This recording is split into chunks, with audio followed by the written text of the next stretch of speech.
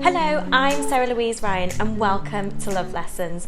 I am so excited. Today I'm here with Josie May, where we're going to be talking about mastering your mindset in order to find your match. We're going to be talking about getting out of your own way in order to find love and stepping up to it. So welcome, Josie May. Thank you. So lovely to be here. So lovely to be here at Menagerie in Manchester, in the city that I was born. You were born. Yes. So two Manchester dating experts here just sharing what we know about helping you find and attract and build long-lasting, loving relationships. So Josie, can you tell me a little bit about Step Up to Love?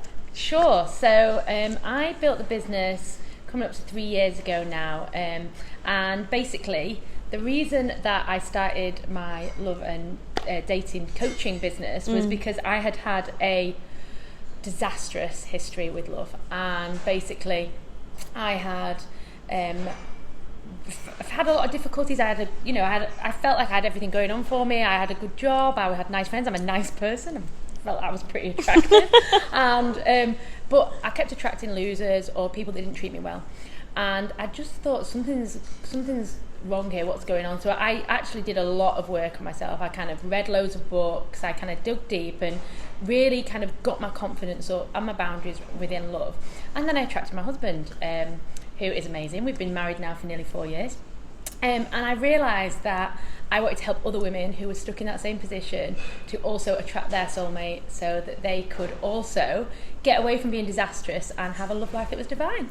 From disastrous to dating. Yes, exactly. And finding love. So you said just now that you were attracting losers, people that weren't right for you, and I guess we've all been there. You know, some people tuning in have probably been there or are there and just thinking, why am I attracting the wrong person, the wrong people, multi-dating? I've got dating burnout and I've met so many singles, but none of them are quite right for me. How can we stop them from getting in their own way and help them create those boundaries that you were able to create for yourself when you were doing that self-development work? Sure, and I think what so many people kind of believe is that they're just unlucky, so they're not meeting the right guy because they're not in the right place, or internet dating's full of losers. I hear that all the time. Or it's not though. There are so many amazing people out there. Exactly, and it's all about mindset. And if you believe that there is no good men left or no good women left, then that's the reality that you're going to have. So the biggest step is transforming your mindset. Yeah. And believing that not just believing, knowing deep in your core that you're going to meet your soulmate, knowing from that place. Knowing that the best is yet to come. Exactly. And that it's there, it's going to happen. It's already happened. You're just waiting for you two to meet. And when you come from that place, when you come from a place of possibility and a place of confidence and a place of, yes, my man is out there or my woman is out there, then, everything changes. Everything changes. The internet dating becomes fun again. Dating becomes fun. Like, you might go on a date and it might not be your person, but it's like, wow, I'm one step closer. I'm one step closer to my love. Yeah. And coming from that mindset changes everything. One, it makes dating fun again, when a lot of people have lost faith in it. And two is you become such a happier person. You're sexier and more interesting and more fun, and people want to be around you when you're like a woman of possibility or a man of possibility. Yes. I work with women, so I talk more about women, but obviously it's the same for men as well. And sorry, go on. So I was going to say, when you come from that place, when your mindset changes, your whole energy changes, you're excited about meeting someone, you're happy, you want it to happen, and you're magnetic. From that place, you're magnetic, and you can't help but bring in your love. The thing is, Josie May is so right.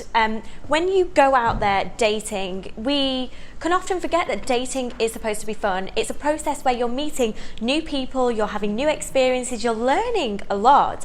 And if you put so much weight on this person that I'm going on a date with tonight, in Manchester, London, wherever you are in the world, and you're thinking, this person better be my person, or this person, sounds great and they best be great, and you put all the weight on it, you take the fun out of it, you take the fun out of the process of going out there and having those new experiences. It becomes a chore for people, and then how can you date when it's a chore? How can you're not going to meet your man or your woman when it feels like a chore. Yeah, and do you know what? Speaking of chores, when I hear of singles who think they're being efficient when they have a Saturday breakfast, lunch and dinner date because they've got one really great outfit and they don't want to get ready 3 times for the 3 dates that they've got lined up. Well, actually, I can see that you're serious about finding someone, but you're not actually consciously coupling. You are investing energy when you meet people.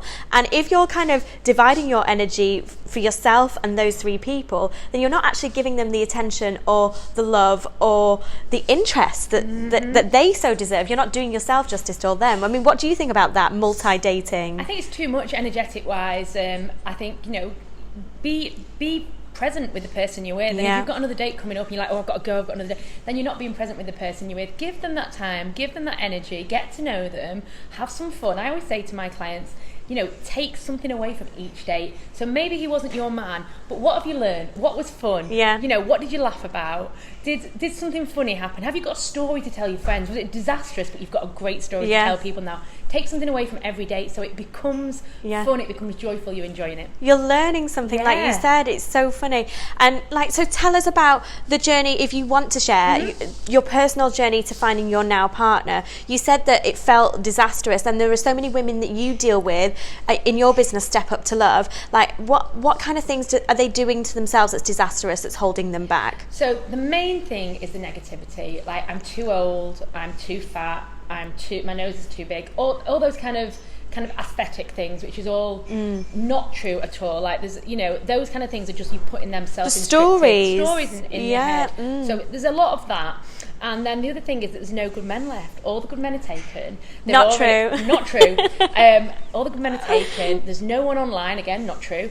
And so it's these stories that are telling themselves, and we know that our thoughts become our reality. So if you keep thinking these negative things, that is what you are going to see in life. Yes. So what I support them to do is change their thinking. Like, there are hundreds of thousands of amazing men just close within my country or within my city or whatever that I could date. I am an amazing catch, and I help them to kind of really get down to why they are a great partner in their relationship. So they feel good. They know, like, yes, of course a man would want me because I've got all these good things, and to get kind of really clear on what they want out of a relationship and why they want it. But another big thing that I work with is for them to, because what a lot of women do is put their dreams on hold. So, for example, they might want to visit Italy, but they say, well, I'm going to wait until I'm in a relationship because I really want to go to Italy with my man. And I'm like, no. Go to Italy now. Live your life now. It makes you more interesting. It makes you fun. You can go back with your man when you meet him. Yes. But don't put anything on hold. You want to start a business? Start a business. Don't put things on hold until you meet your guy, because what makes you interesting is your dreams, your desires, somebody who's going for it and enjoying life right now in the moment. Yes. I mean, I always say that happiness is the most attractive trait. And if you're in alignment with living your purpose, having a really full life with passions of your very own, you become the most happiest version of you, like the full cake, not just a slice. And you're looking to attract another whole. You're not looking for your other half, you're looking for another whole, and you can both share that happiness. And so you should be out there pursuing those passions. And if there's like a class you've always wanted to take, or a language you've always wanted to learn, or a country you've always wanted to visit, go out there, do it, enjoy it, and take in those lessons, because inevitably you're going to attract more happiness into your life, and that could be a long-lasting, loving relationship. So tell me about Step Up to Love. How did it start, and how did you get involved with working with women and their love lives? So as I said, like, I had this difficulty in my love life, and it completely changed around, and everyone always talked to me about how great relationship I had, and I'm in a great relationship and I'm so happy, and my husband's amazing, and don't get me wrong, nothing's perfect. We're not like the Von Traps or whatever it is, where everything's like we're singing every morning, but we have an amazing relationship because we support each other, and I know how good it feels to be in a great relationship now, and to feel supported and to feel loved and to love somebody back, but also to be two whole people separate from each other. We don't make each other whole, we are wholes too, we come together. So when I decided that I really wanted to help other women to do the same, so I set up my coaching business, and particularly to work with single women who on the whole are in their 30s and who are like I was, knowing that they want to have children, but unsure if it's going to happen because they've not been able to find that person. And we have this body clock as a woman going tick tock, tick tock, tick tock, tick tock, that men don't have in the same way. And I know that kind of feeling of like, oh gosh, you've got this struggle, and I know how difficult it can be for some women to kind of balance that wanting to have a child with actually taking the time with a relationship. Yes, So to finding the right partner to build a family with, rather than I want to build a family and so I'm going to select a partner to enable me to fulfill that mission. exactly. And I know kind of there's all that fear connected around with it. So and you know, I don't only work with women of that age group who want that, but that was my initial kind of who I wanted to work with, because I knew I felt their pain, I felt their desires, Connected, I've been there, completely connected with them. So yeah, I set the business up. I did a coaching qualification, and I set the business up, and luckily I work online, so we do our coaching by video call, so I'm able to work with, I've had clients from all over the world, so America, Australia, UK, Europe, and it's just so amazing to be able to connect with women, because what's interesting is no matter where you live, we have the same issues in the world. It's as single women, and there's so much of it connected with our own self-confidence and our, connected with believing in ourselves and our desire for love. So yeah, I set up to help those women, and it's been an absolute pleasure to be able to do that. So exciting. And the best and most important relationship is the one that we have with ourselves. And so for you to bring out the best version of women so they can attract the right partner is really incredible work. And there was something you were saying before which really kind of struck a chord, how I'm in a happy, loving relationship with my partner, and we're married, and you've got children, and you're living your life's mission, and going forward with purpose every day, but your relationship isn't perfect. And I think an awful lot of things, one of the main things that holds people back from finding love is this version of perfect in their mind. So they're looking for a woman or a man to fulfill this box ticking portfolio of a person that they've got in their mind. So how do you help women particularly eradicate the idea of a perfect relationship? So I'm not saying settling for less than they deserve, but being more realistic in the search for romance and love. And what I've found is, like, working with some women who've been single for a while, and their kind of default is single because that's what they used to do, that's what's comfortable for them. Yeah. So sometimes it's easier to pick, they meet a guy and it's easy to pick the negatives, because then they can go back to their comfortable, although it's uncomfortable, it's their default zone, it's what they're used to. Their familiar zone. So they kind of want to go, it's almost like they're trying to push themselves back into familiar being single. Yes. So picking at little things, and we look at that, and a relationship is a journey, and we, as children, we're told that, and the princess makes the prince and they live happily ever after. And I'm sure they are happy, but it doesn't mean that the prince doesn't leave his underpants on the floor, and that might drive her mad. Or, leave a towel, you can tell what my husband does, can't you? Leave the towel, hanging off the rail and all soggy, and not put in the wash, or whatever. So, little things that can irritate, but that's life. Living with a girlfriend, you can irritate each other a little bit, and it's about kind of having some flexibility around that. And what I always say is concentrate on the good. If you look for the good in someone, you'll see more of that, as opposed to if you look for the negative, you can always find negative if you look for it. But if you search for the good, then you'll see more of it. You'll start to see more of it and enjoy more of it. So often when I'm working with a woman who I might see that she's getting to that picky stage, like, oh, well, he hasn't brought me flowers yet, or he made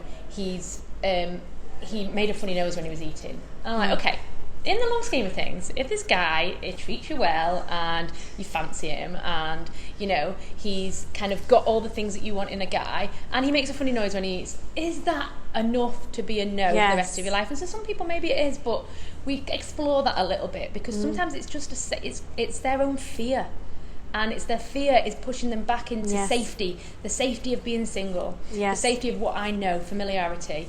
And it's not actually what they really want, but it's kind of they're unconsciously doing that. So we work on those core beliefs, we work on that and dig a little bit. And the good thing about having a coach is that you're able to dig a little bit, where on your own you just kind of go back to, I don't want to think about that, and I don't want to be accountable to that scenario. And you were saying before, he makes a noise, or she does that, or whatever. Well, actually, you're just projecting onto somebody, like you said, your own fears of being uncomfortable, being in a relationship that you're not so sure how it's going to work out. And a lot of those things can come down to anxiety, fear of rejection, feelings that it might not work out in the end, and you'll just end up back to where you were in the first place. But the thing is, with Josie May's business, Step Up to Love, is that she's not only teaching you the tools, the tricks, and all the things that you ought to know about bringing the most your positive pants to dating, but she's making you accountable and making you introspective so you can take a good look at what's going in so you can work on building the happiest version of you.